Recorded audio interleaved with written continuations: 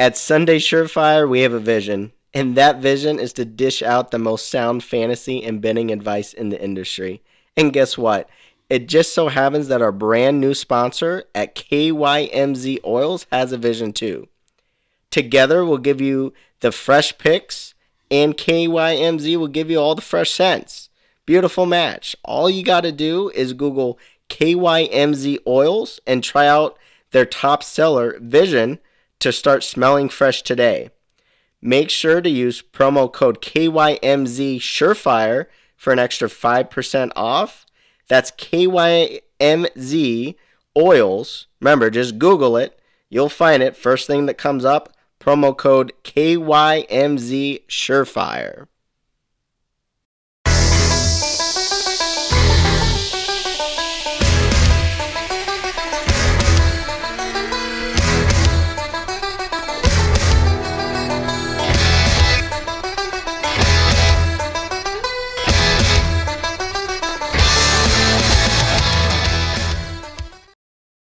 Sunday Surefire Podcast. I'm your host, the Commish. Joining me today is the co-host, Aaron Downtown Brown. Hey. Aaron, it's Turkey Week, my man. What's up with you? That it is, Kamish. Yeah, exciting week. We get to eat a lot of food, watch a lot of football. I think that sums up the story with a lot of us football heads out there. What do you think? For sure. I put Thanksgiving and football, man, that they just really are tailor made. Like, just two of the best things going out there. Family, friends, football. Like, what else could you ask for? It really is a fun time of year, and it's this show in particular that we do is one of my favorites with 3 games on the slate this week. Just a exciting time, and I'm really excited to chop it up here in this episode as well. But let's, as always, let's rewind a little bit, and we'll set the table with our told you shows from last week. You like that? You like that? And I'll kick it off with mine here right out of the gate. Jahmyr Gibbs was a big hit for me last week. I pointed out here that I really liked his matchup against one of the worst defenses when it came to pass catching running backs, and Gibbs did not disappoint. Caught 6 balls on Sunday. He did cost $7,000 to get into your lineup, but he did return 21.5 fantasy points, which was great. And then also had the Dallas Cowboys defense in there. They were number 1 on the slate in terms of cost at $4,100, but they came through in a big way, returning 21 fantasy points against a hapless Carolina Panthers team. So those were my big hits from last week, and I was able to take home the win on the Sunday slate, which was good. Okay, so let me get yours, my man. Like, what did you get right in week 11? Yeah, man. Yeah, congrats on the win. I know that one felt good. Congrats with Gibbs too. I know we had a nice dialogue over which Detroit running back was going to have a successful game, and it's funny, our little back and forth ended up being true on 2 weeks in a row. It's kind of tough to call 2 running backs being having successful games in the same game, but we did that twice in a row with Warren and Najee from a week ago, and then you called out Gibbs, and I think Ethan and I called out Monty. So Gibbs did edge out Monty with the 21 points, but Monty did have 18. So still solid. I know it's not that 20 plus that you kind of usually look for, but 18 is not too shabby either. So Monty has kind of been that touchdown machine. So liked having him in my lineup, and then Pollard, he finally got back on the scoreboard, on the ground, scoring. So Pollard also had 18 points. So double 18 points for my running backs. I think in recent years, that 18 is nothing to write home about, but we are kind of seeing a little bit of a decline in just running back point totals. So I'll take it for this last week. Very good, very good. And Ethan's big one last week was, of course, Brandon Ayuk. Blew up there as his bullish buy. 26 points for him, which was great. He was actually in my lineup as well, so definitely helped contribute to a win on that front, which is awesome. So let's move on here to a busy Thursday of football that we have coming up here. 3 games on the slate here. We got Packers at Lions. Detroit is currently a 7.5 point favorite. The over-under on that one is 47 points. Your afternoon window is Commanders at Cowboys. That's a -11 line in favor of Dallas, and the over-under is 49 for that one. And then the nightcap is the 49ers and the Seahawks out on the West Coast in Seattle for that one. The 49ers come in as 6.5 point favorites. Over-under is a little bit lower than the other games. This one's 43 here. So, usually here, the Thursdays, it's just the one game we get ready for. But this one's definitely going to be one of the trickier ones yet. And just kind of in general, when it comes to getting custom fantasy football advice, there's just so much information out there, which is great to sift through. But sometimes what you really need is just advice that's tailored to fit your team specifically. And the best way to get that personalized advice that you need is to use the Did It app. Essentially, on this app here, you can get instantly connected with a fantasy football expert who can help you carve out a winning strategy, make some of those tough lineup decisions from week to week, or maybe walk you through a trade offer that you've been weighing, kind of hemming and hawing back and forth to make the best decision that's going to help your team specifically the most. We're on this app here, guys, so we've been connecting with our listeners, other people out there in the fantasy space that need some help. It's been really a fun thing to do. They have really custom, unique features like screen sharing. You can show an expert your screen. You can talk through your league settings and really just get that personalized advice that you need to help crush your leagues. And the best of all here, guys, your first call is 100% free. So you can try this out at absolutely no risk to you. If you don't like it, you can never go back to it. But I think once you get a taste of this, you're going to want to use it again and again to make sure you're getting the best possible fantasy advice out there. Again, that's the Did It app. That's DIDIT. And make sure you're following along with them on X as well it's at Get Did It, GETDIT. Can't say enough good things about this app. Aaron, do you have anything to add on this one here? No, just definitely excited to partner with Did It. I know we've talked about it in the past. Like, hey, is there a way we can connect on just a little bit higher level than just giving out advice or just kind of going back and forth and DMing and stuff like that. So Did It really bridges that gap. Definitely exciting breakthrough in fantasy community, and this is the perfect time of the year, right? You might need that extra edge. You might be on the bubble to making the playoffs, or you want to really secure that number one seed, and every substitution counts. So perfect time to hop on the Did It ad, and you can see the Sunday Surefire team to help you see that through. That's right. We're on there a ton. And like I said, your first call is FREE free. So you got nothing to lose there. Just give it a download for Apple, or I should say iPhone users only. Check it out here. You definitely won't regret that you did that. But here we go. We're kicking off here into week 12 with our bullish buys in this segment. Aaron, why don't you go first, brother? Let me know who you are paying up big time for that's going to pan out for managers this Thursday night. Yeah, this is one where I'm not going to get too creative. I know sometimes like, oh, what's Downtown Brown going to say, but this week I gotta just cut to the chase and just say, hey, you're kind of a fool not to get this guy in your lineup, and that's CMC. I mean, for 8,700. I mean, I think with just 3 games on the slate, you have limited choices. You got to get the highest scoring running back in the league in that lineup with only 3 games. So, not selecting a running back averaging 25 fantasy points a game is just, to me, a little goofy. So definitely get him in your lineup. Like I said, this is the week. Like, don't get cute with it, especially on Thursday with only 3 games to pick from. So I'm making it short and sweet this week, but I got to just go with CMC 8,700 as my bullish buy. Yep, that's my bullish buy as well. Just spend up the money on Christian McCaffrey. And I know Ethan is not on the show with us tonight, but he is in lockstep with us, making it a clean sweep right out of the gate for us. Also rolling with Christian McCaffrey as his bullish buy. And I'll throw a little bit more, some stat. Not that CMC needs the stats behind him to validate anything here, but he's actually played against Seattle twice already since joining the 49ers. In those games, he's run the ball 41 times for 227 yards. That's 5.5 yards per carry. He's also added 3 receptions for 47 yards and scored a touchdown in each of those games. Additionally, Seattle has given up the 5th most points to opposing running backs this season. So just expect more of the same on Thursday night, where Christian McCaffrey's in a crush spot here in the nightcap on this Thanksgiving, where just don't overthink it and get him into your lineup. And we won't spend too much more time on that, as all three of us are in agreement. So we'll go to our too deep section where we talk defenses here. I know Ethan and I are in agreement on this unit. And for the third consecutive week, I am rolling with the Dallas Cowboys defense for $3,800. They don't need a major sell job in their own right. So I'll just talk about this week's opponent, really. First year starting QB, Sam Howell.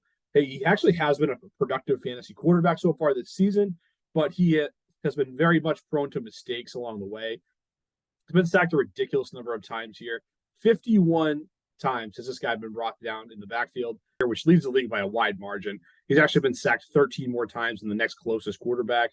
And he's also tied for the league lead interceptions with 12. So just a mistake-prone player early in his career here. In Dallas, on the other side of it, they're ninth in the league in takeaways. This just kind of feels like an easy call with a small slate of games to choose from to get the Cowboys defense into your lineup and sit back and watch how make some of those boneheaded mistakes, and the Dallas defense is the beneficiary of it. Are we going 2 for 2 out of the gate here, Aaron? In agreement? You know what? We are. We certainly are. So I know some weeks, yeah, I try to get the edge.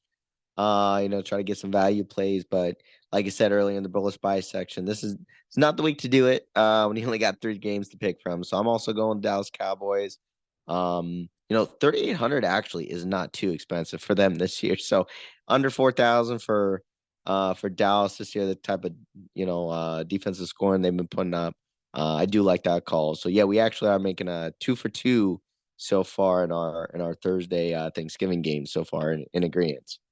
All right. Let's just keep the train moving, brother. Let's go to the pick 6 category where we talk about players that are cheaper to get into your lineup. Definitely a lot more flexibility to insert these players into your squad. But usually when you're not paying as much, you're not getting as much certainty at the position. So who are you diving deep on this week in our pick 6 category? All right. So this is another fun one. I'm actually gonna stick to the game we were just talking about, sticking with the Dallas game. I'm going with the value play here. 4,500. A guy has kind of came on as of late, but I'm actually going Brandon Cooks this week. Kind of starting off with that Washington secondary that we've picked on for I think 3 years in running. That secondary is not getting any better. 3 years in a row. So I mean, the Giants just put up 31 points against Washington, and let me remind you, that's the New York Giants, right? So this week they gotta face the Cowboys. Cowboys really are not shy of scoring this year. So not to mention Dak's play. Dak has really been putting up some pretty solid performances. In the last 4 weeks, he's put up 228-point fantasy games, a 137-point week. So he's really coming alive. Cooks is really coming alive as of kind of a midseason rollout there. And I don't know if I kind of got a little hot take here, but I think McCarty's kind of just, I don't know, maybe this like a little maniacal view of this, but McCarty, I feel like they are intentionally having some of these blowout games, to kind of have a little bit of that job security, keep all the Cowboy fans a little, give them some bragging rights. So then hopefully if they, if they break everyone's heart come playoff time, or they can at least remember some of these blowout weeks, right? So I think that may hold true again, playing against Washington this week. So but anyway, 4,500 Brandon Cooks. I think that's a pretty solid play again against this Washington secondary. Well, I know that Ethan would be in agreement because one of his 2 pick 6 players this week was Brandon Cooks, taking that ride with you, just buying into the Dak Prescott resurgence. Some of those blowout wins have definitely been very fruitful for Dak on the fantasy landscape as well. He's actually my starting quarterback this week. Just kind of toss that in there. So, yeah, I mean, Ethan likes Cooks. I'm in on Dak, so I think it's going to be a blow-up spot. I hope that Cooks is a beneficiary early on, and maybe they try to run this one out on Thursday night. I don't really know, but I don't hate the call at all there. And that brings me to my first pick 6 player, which also happens to be Ethan's second pick 6 player, and that's Zach Charbonnet going up against San Francisco 49ers for $5,300. So I already talked about CMC, so now I'm going to the other starting running back in this game. It's looking like Kenneth Walker's not going to be on the field after getting injured on Sunday with a quick turnaround on just 4 days rest.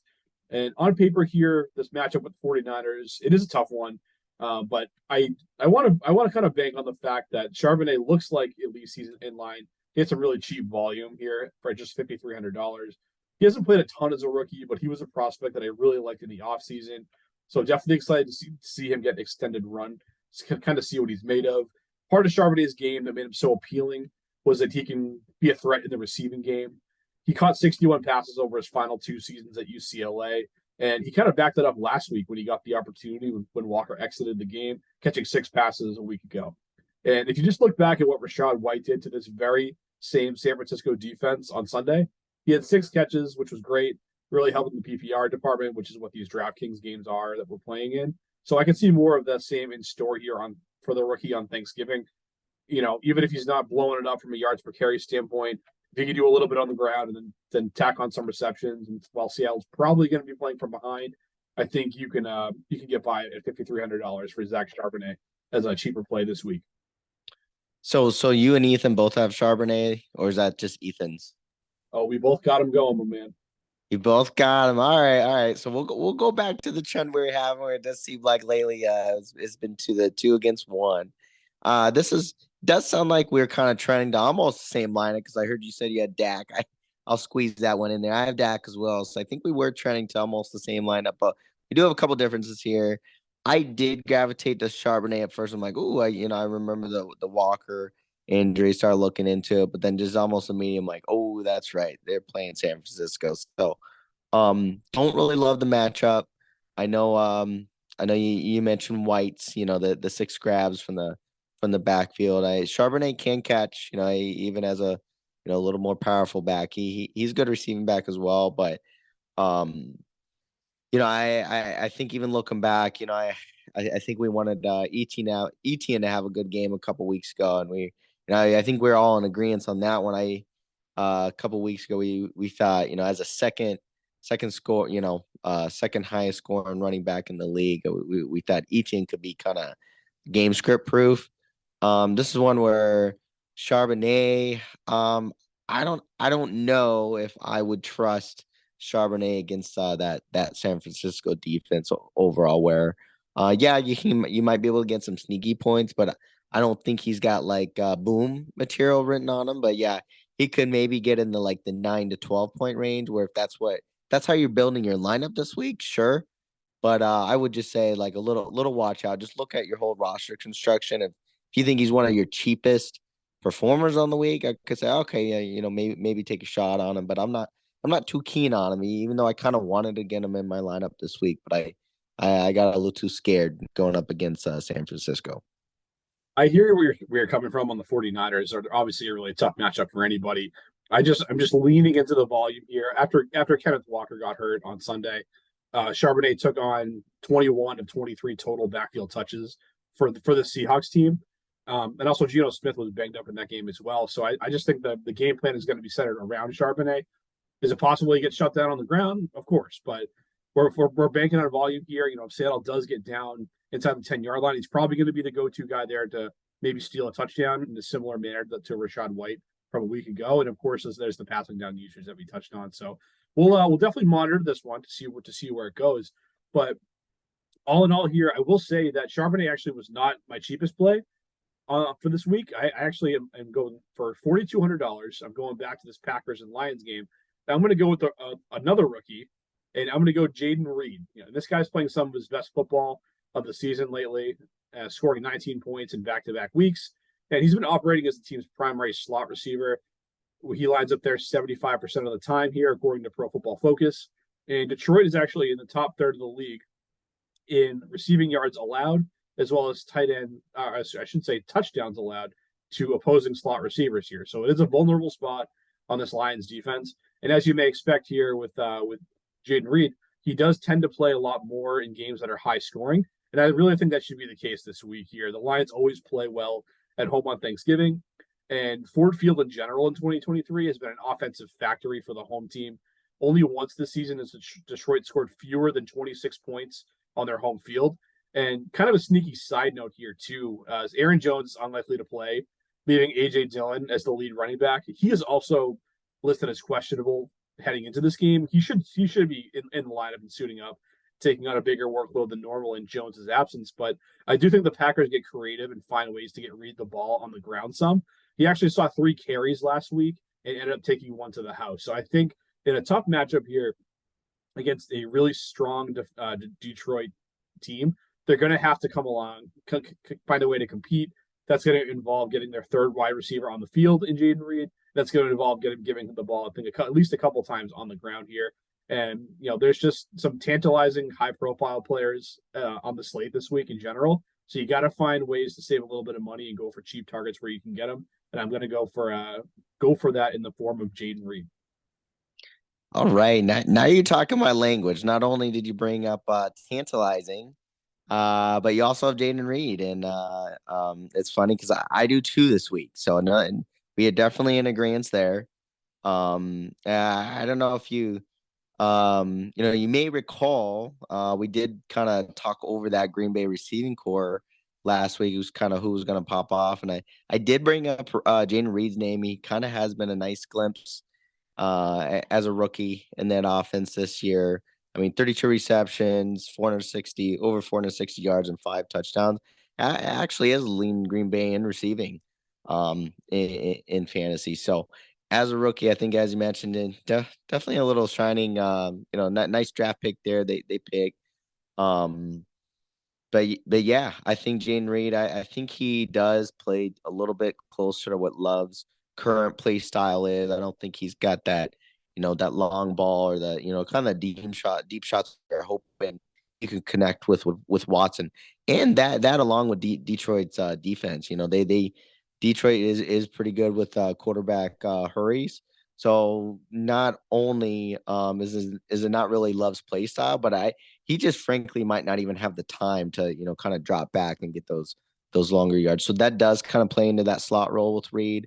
I'm in total agreement with you. He's kind of been a sneaky guy all year. First time we're like kind of truly bringing up. I know kind of sneaked him in last week's conversation. This is the week I have enough confidence to throw him back in there. So in agreement was Reed this week. So there's another agreement there, Commish.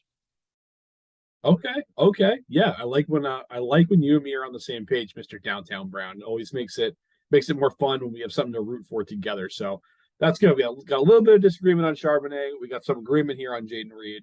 Rookie versus rookie. We'll see. We'll definitely be keeping an eye on those guys to see which ones pan out, which ones don't. Hopefully, our guy Reed at least pans out. But that's what we got here for the slate here, folks. So we're gonna wrap it up here with some hot takes, like we always do. And Aaron, you definitely want to make sure you don't overcook the turkey on Thanksgiving. That's kind of a rookie mistake here. But I want to hear something from you that's so hot that it would melt a turkey, just from being around this scorching hot take you're about to drop on me. So let's hear it. I like it. All right, well, I'm gonna be coming in hot, and I got a over 1,200 over plus 1,200 odds for you, hot as far as betting goes. So I hope that's hot enough for you. What I've done is I love to parlay all day lifestyle. So what I want to do is I actually want to parlay a lot of a couple of the picks that I have together, and it's going to be in the form of the anytime touchdown. So um here it is. So if you got CMC, as we know, CMC is just almost a lock for an anytime touchdown each week. Where throw him, so CMC, Brandon Cooks, and Jaden Reed for anytime touchdowns. That's going to give you plus 1,200 odds. And I don't know if you've been following me in the Discord where it's so funny. It's usually I'm like missing one leg. This is the week where I would say, all right, do a parlay. We got all 3 of them. But, instead of just round robining them all 3, put CMC in 2 additional bets and go CMC and Cooks, and then CMC and Reed. And then for your third, just do them all 3 together. And that gives you that 1,200 odds, where $10 will give you that $135 on the DraftKings Sportsbook. So that's where I'm going as far as my hot take for the week. Woo, that's spicy. 1,200 odds plus 1,200 odds. It's so funny that you came up with that line for the 1,200 odds, because my parlay that I'm putting together here in the hot take category is also plus 1,200 odds, like almost to the number. Nice. So that's crazy that happened. But I'm not going touchdowns or any player props really in this one. I'm just picking the games themselves here, and I think all of the overs are going to hit, and I think all of the favorites are going to win on the money line. And I'll give you those picks again here. So I have Detroit money line, the over under is 47. Dallas on the money line, the over under is 49. San Francisco on the money line, and the over under is 43. Which, like I said, put them all together plus 1,200 odds, which is great. Definitely smoking hot, considering the fact that these are all division games. So these teams know each other pretty well. Typically, those games are lower scoring, hence why you're getting a big boom here for picking those three overs as well as those three favorites to at least come through on the money line and win the game. So that's what we got for my hot take here, Aaron. Any thoughts on that? I like it, and it is pretty funny if we got the 1,200 bets together, and who knows, it might be funny if we just combine yours plus mine because they don't really interfere with each other either. I wonder what those odds will be if we just take Now your Aaron, parlay and add the it. whole neighborhood's turkeys. Let's This guy, go. this guy just loves himself a good parlay, and he's got to be careful with your birds here, folks. Aaron's gonna melt them all. So That's right. Mr. Parlay all day, parlay all night is not going to be slowed down by a national holiday. That's for sure. And if you want some more, great content for sure, make sure you're checking out our Discord. We're in there each and every day. Get just dropping great content on that. Get connected to a great community. The links are on all of our social medias. We're on Instagram at Sunday Surefire. We're on X at Sunday_Surefire. Check us out on Facebook too if you still use that. That's just Sunday Surefire. You'll find it right on there. But until next time, folks, peace.